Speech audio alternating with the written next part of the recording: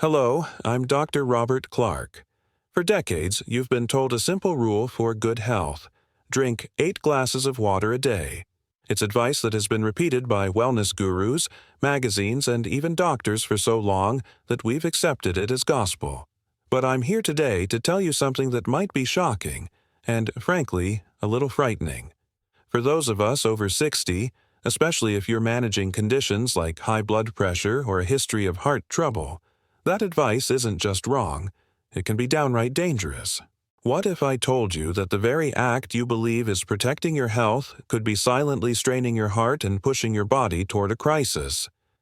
This isn't about fear-mongering, it's about giving you the critical, updated information you need to truly thrive in your senior years. It's what I call the senior hydration paradox, and understanding it is one of the most important things you can do for your health right now. Let me tell you about a patient of mine, Arthur. He was a 72-year-old retired history teacher, sharp as a tack, who came into my office complaining of unusual fatigue, shortness of breath, and swollen ankles. He was proud of how he was managing his health. "Doc," he said, "I walk 2 miles every day. I've cut out salt like you told me, and I'm drinking at least 10 glasses of water, just to be safe." He thought he was doing everything right. But his blood work and a physical exam told a different story. The fluid was building up in his legs and even in his lungs. His heart, which was already working a bit harder due to age and mild hypertension, was being overwhelmed. Arthur was, in essence, drowning his own heart with kindness. He was a textbook case of the hydration paradox. Here's the core of the issue. As we age, our bodies change in 2 fundamental ways that turn the simple act of drinking water into a delicate balancing act.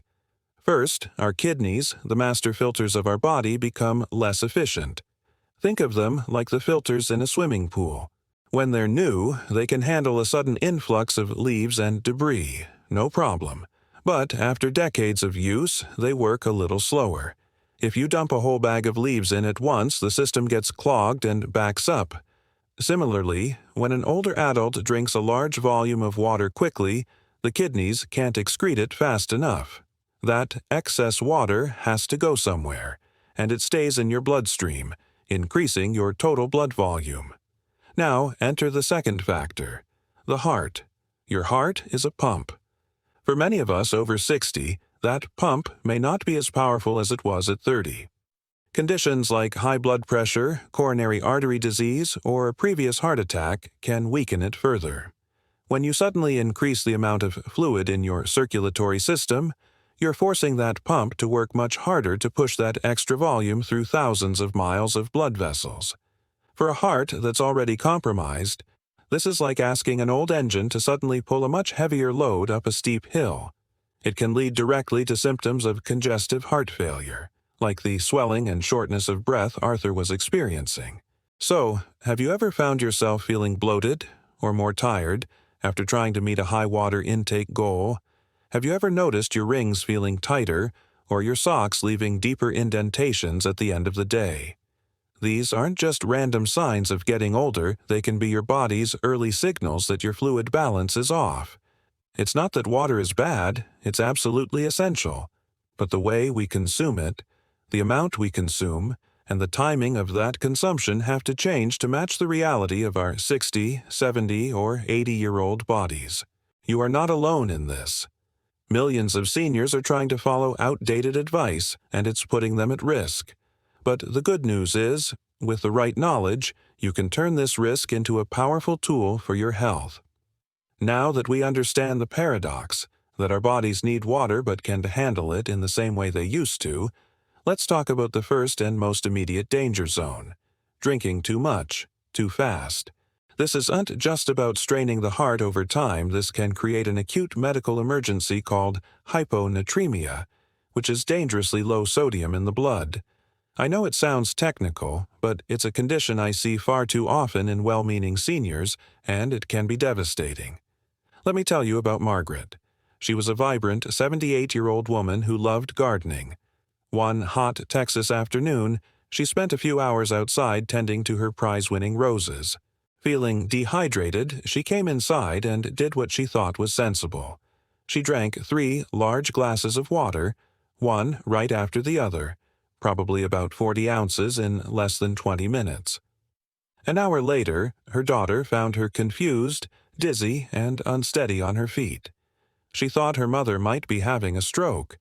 In the emergency room, we discovered it wasn't a stroke, it was severe hyponatremia. The massive, rapid influx of plain water had diluted her blood's sodium level to a critical low. Think of it this way. Your bloodstream is like a carefully prepared soup. It needs a precise balance of salt, potassium, and other electrolytes to function.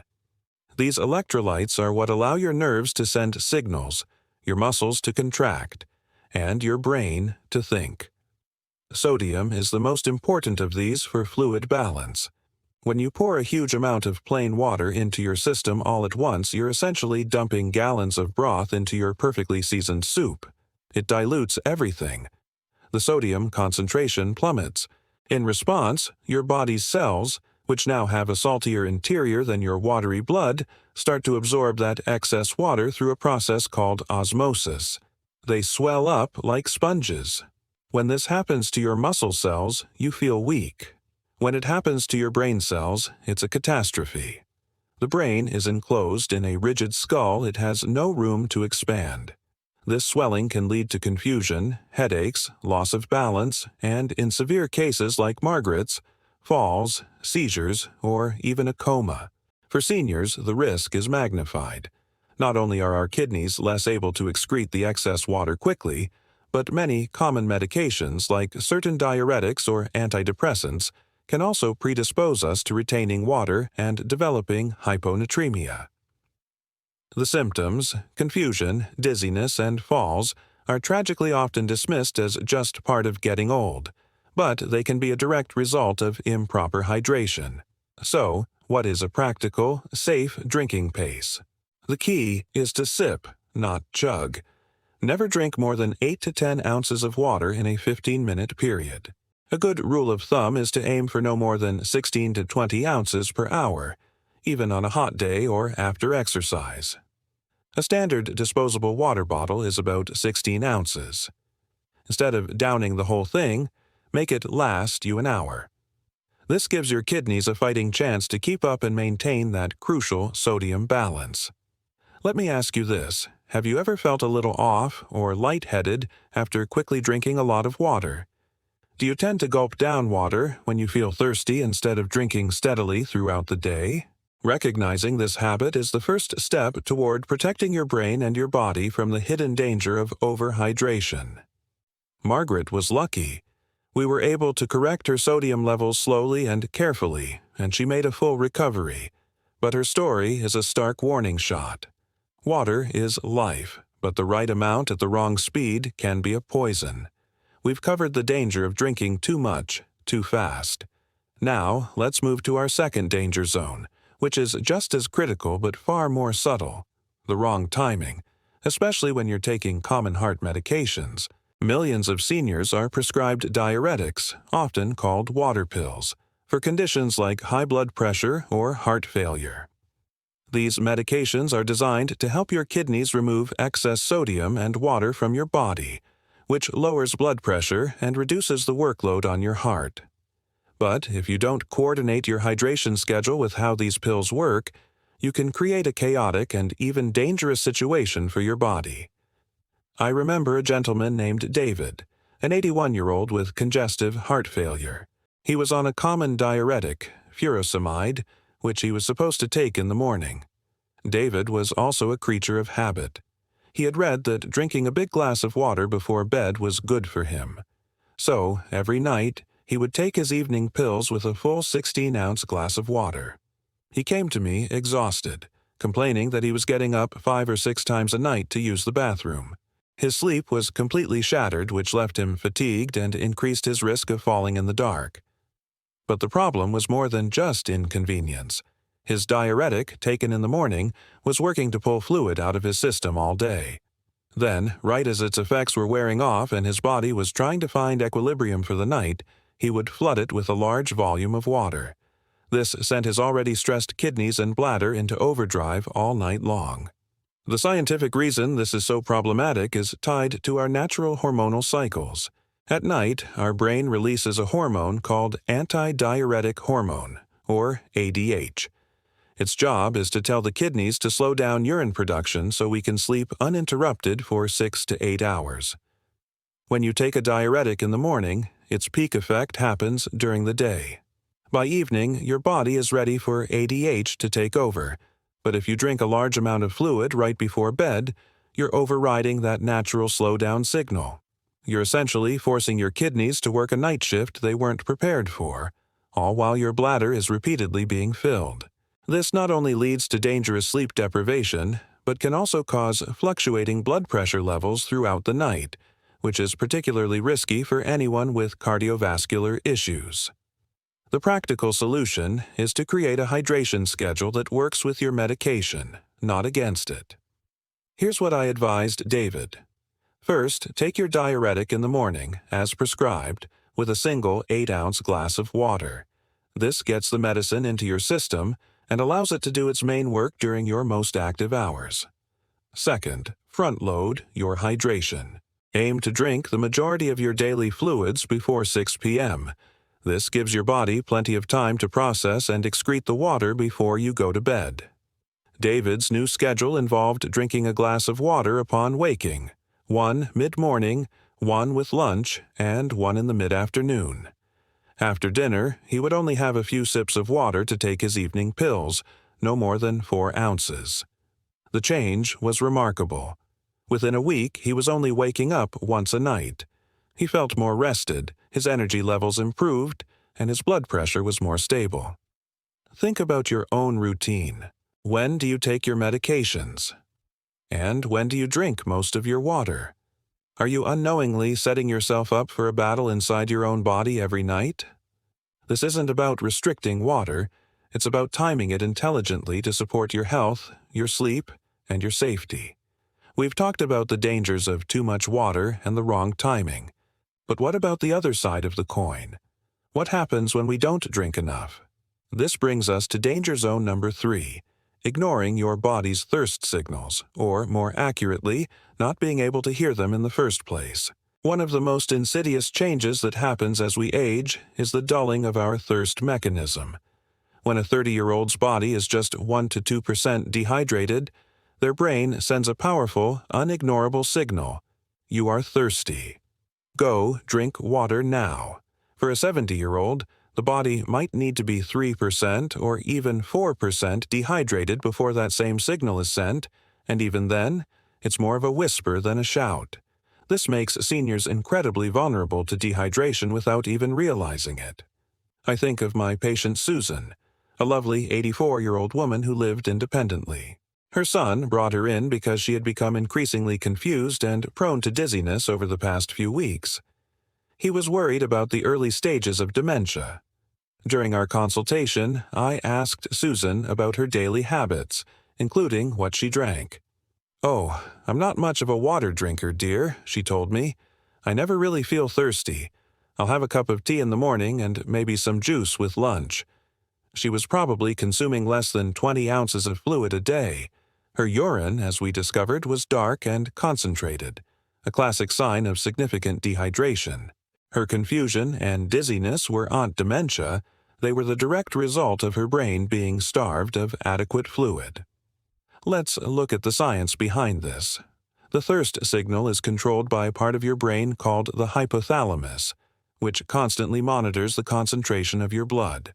As you lose water, your blood becomes slightly more concentrated, which triggers receptors in the hypothalamus to create the sensation of thirst. Research shows that with age, these receptors become less sensitive. The signal is weaker and comes later. It's like the smoke detector in your house having a low battery. It might not go off until the fire is already well underway. This is why, for seniors, drinking to thirst is no longer a reliable strategy. You cannot wait until you feel thirsty to hydrate. You must be proactive. Since you can't rely on thirst, you need to become a detective and look for other clues. The single best objective measure you can use at home is the color of your urine. It's a simple, real-time indicator of your hydration status. A pale, straw-like yellow is the goal.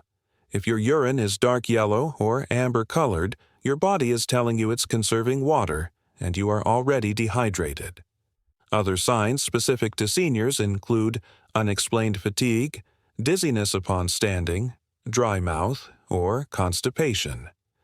Another practical step is to make hydration a non-negotiable part of your daily routine, just like taking your medication. Don't leave it to chance or feeling. A simple method is the water bottle contract. Get a reusable 32-ounce water bottle each morning. Your contract with yourself is to finish it by lunchtime.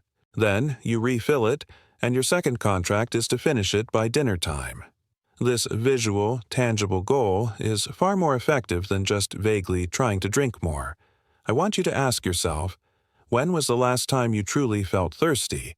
And, more importantly, when was the last time you checked your urine color as a guide to your hydration? For Susan, we created a simple, timed hydration schedule. The results were astounding. Within 2 weeks of properly hydrating, her dementia symptoms vanished. Her dizziness resolved, and her mind was clear again.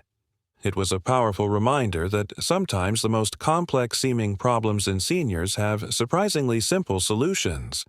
Your thirst signal may be fading, but your wisdom doesn't have to. We've now established the why hydration is so uniquely challenging for seniors. We've talked about the dangers of too much, the wrong timing, and the failure of our own thirst signals. Now, we need to get to the most important part, the how. How much water should you actually be drinking? The generic 8 glasses a day is out. It's a blunt instrument in a situation that requires surgical precision. The right amount is not a universal number, it's a personalized prescription based on your body, your health, and your environment. Let's start building your personal formula. The first and most basic component is your body weight. A 120-pound person simply doesn't have the same fluid requirements as a 220-pound person. The most common medical starting point is to take your weight in pounds, divide it by 2, and that's your target for total ounces of fluid per day. For example, if you weigh 160 pounds, your starting target would be 80 ounces of fluid per day. Now, let's be clear, this is just a baseline. It's the number we start with before we make the critical adjustments for your individual health, which we will cover in a moment. Let me share a story about a patient I'll call George. George weighed 180 pounds, so his baseline hydration target was 90 ounces. He lived in Arizona and was a keen golfer. He took the 90 ounces rule to heart and drank that amount every single day, religiously. But he came to me because on days he golfed, he'd feel weak and dizzy on the back nine, and on his sedentary days spent inside, he'd feel bloated and have to use the restroom constantly. George was missing the next crucial part of the formula, adjusting for activity and climate. Your body loses water in 4 ways: through urine, bowel movements, breathing, and, most variably, through sweat.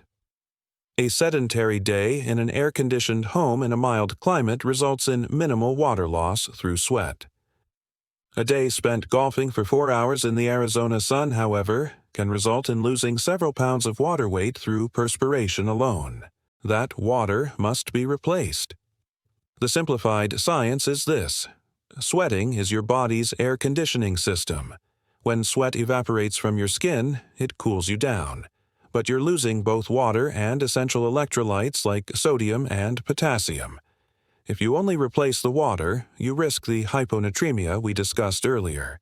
If you don't replace it at all, you dehydrate, your blood volume drops, your heart has to beat faster to circulate the remaining blood, and you can collapse from heat exhaustion or heat stroke. The practical application for George was to have 2 different hydration plans. On his sedentary days, his 90-ounce target was likely too high. We adjusted it down to about 70-75 ounces. On his golfing days, however, he needed more than 90 ounces. We created a schedule where he would drink 16 ounces of water about an hour before his tee time, Then sip another 20-30 ounces throughout his round, and then rehydrate with another 16-20 ounces afterward. His total on those days might be closer to 110 or 120 ounces, but consumed strategically. So, I want you to reflect on your own life. What is your baseline target based on your weight? And more importantly, how does your average day look? Are you living in humid Florida or dry Nevada? Are you a chair yoga enthusiast or an avid walker? You must become a scientist of your own body and adjust that baseline number up or down by 15 to 20% based on your daily reality. This initial step moves you from a generic one-size-fits-all approach to one that begins to honor your unique physiology and lifestyle. We've calculated our baseline hydration target based on weight and made adjustments for climate and activity. This is an excellent start. But now we must address the most critical, life-saving component of the formula, and it's where the standard advice fails most profoundly. We must make specific, non-negotiable adjustments for chronic health conditions, particularly heart failure and kidney disease. Failing to do this can be the difference between stability and a medical crisis. Let's talk about Helen, a 79-year-old patient with moderate congestive heart failure. Her heart's pumping function, or ejection fraction, was around 35%, meaning her heart was only pumping out about a third of the blood in its main chamber with each beat. A healthy heart is closer to 55 to 60%. Because her heart was weaker, her body was prone to fluid retention. Her cardiologist had placed her on what's called a fluid restriction. This is a medical order to limit total fluid intake to a specific amount, often around 64 ounces or 2 liters per day. Helen knew her baseline target from her weight should be 75 ounces. She was confused. "Dr. Clark," she asked, "one piece of advice says I need more, but my heart doctor says I need less. Who do I listen to?" My answer was unequivocal. You listen to your heart doctor. In conditions like heart failure or advanced kidney disease, the rules change entirely. The body's ability to manage fluid is severely compromised. For Helen, her weakened heart simply could not handle the workload of pumping extra fluid. Exceeding her 64-ounce limit would directly lead to fluid backing up into her lungs, causing shortness of breath, and into her legs, causing swelling. For her, the drink more water mantra was poison. Her fluid-restricted diet was her lifeline. For someone with end-stage kidney disease on dialysis, the situation is even more extreme. Their kidneys may produce little to no urine. They can't excrete water at all. Their fluid intake between dialysis sessions is incredibly strict, sometimes as little as 32 ounces a day. Exceeding this can lead to dangerous spikes in blood pressure and fluid in the lungs that can be immediately life-threatening. The simplified science is a matter of plumbing. In heart failure, the pump is weak. In kidney failure, the drain is clogged. In either scenario, if you keep pouring water into the system, it's going to back up and flood the house. Your doctor-prescribed fluid restriction is a carefully calculated limit designed to keep the water level in your system just right. Enough for your cells to function, but not so much that it overwhelms your compromised organs. So, how do you practically manage a fluid restriction? It's tough because fluid isn't just water, it's coffee, tea, soup, juice, gelatin, and even ice cream. The key is meticulous tracking. Helen used a large measuring cup in her kitchen. Every time she drank something, a cup of coffee, a glass of water, she would first pour that amount of water into the large measuring cup. When the cup reached her daily limit of 64 ounces, she knew she was done with fluids for the day. This visual aid was far more effective than trying to remember and add up small amounts in her head. It gave her control and confidence. Now, I want you to ask yourself a very serious question.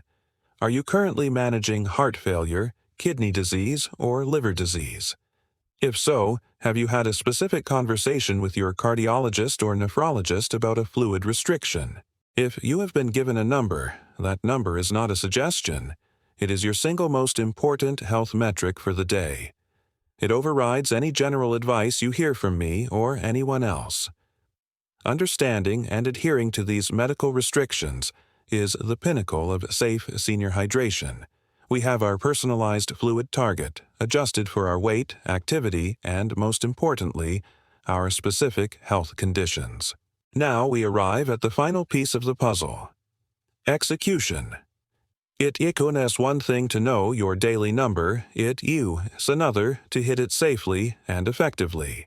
This is where a structured, timed hydration schedule becomes your most powerful tool.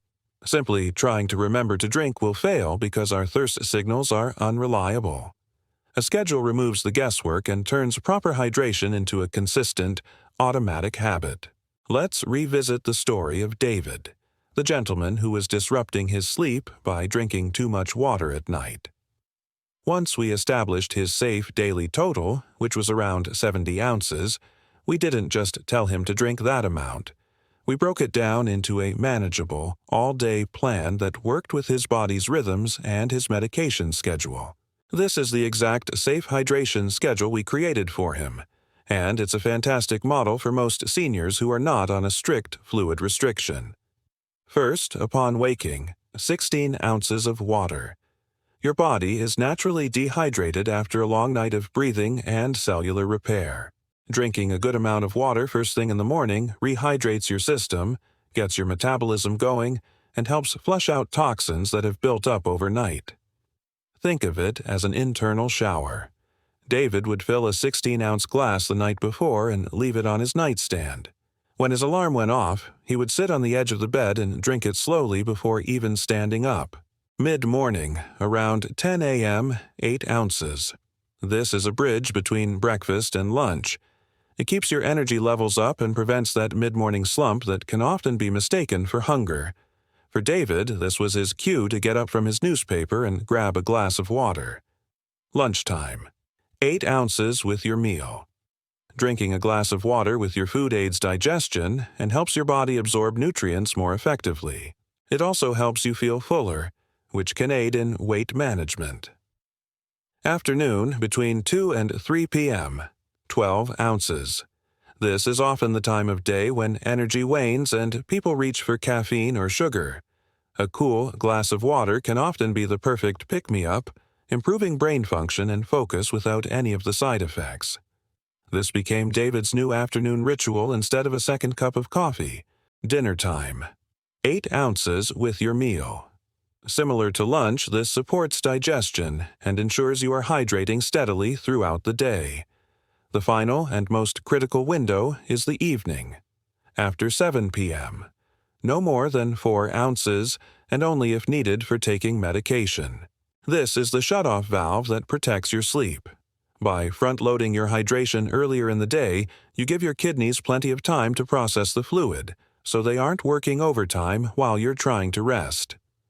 If we add up David's new schedule, 16 plus, 8 plus, 8 plus, 12 plus, 8 plus, 4, it comes to 56 ounces of plain water. He got the rest of his fluid from things like his morning coffee, a small bowl of soup at lunch, and the water content in fruits and vegetables, which put him right at his 70-ounce target. The key is consistency. Have you ever tried to create a routine for your hydration? Do you find that you drink almost nothing all day and then try to catch up in the evening?